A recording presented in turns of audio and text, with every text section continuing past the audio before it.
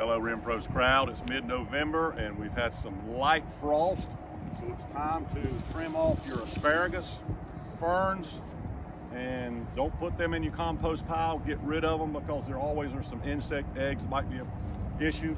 Trim them off, leave some stubble sticking up so that when your leaves start getting raked up, you could pile your leaves around them, and you can also put a little magnesium sulfate around them. Right beside us here are the tuberose. We will whack these off with a lawnmower or a weed eater, leave some stubble so we know where they are. We'll dig them up. We take them and put them in a special place and then replant them in the spring. Now we're gonna walk over and look at some other fall and early winter housekeeping things.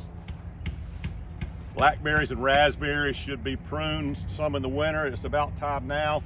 It's not all that complicated. If you'll just look for the biggest, oldest, ugliest looking canes that look kind of like me, cut them back pretty close to the ground and leave some of the younger, more vigorous canes. If they're just all out in the way, you can certainly trim them back too. Giving it a good haircut will help it along in the spring.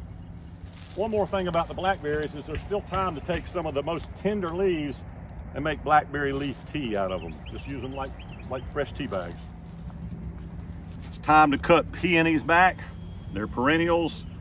The foliage above, put it in your garbage can. Don't put it in your compost pile to take away the chance of disease. Get your leaves up.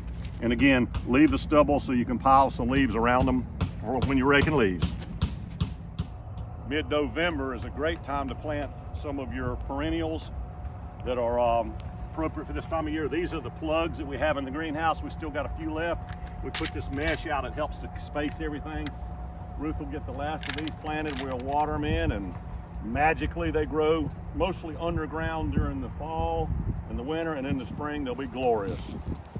Always something to plant, and always something to prune, and always something to eat every day of the year. It's usually more a decision on what the weather is and what the soil conditions are when we decide at the beginning of the week what we're going to do up here at the farm. We'll see you next week.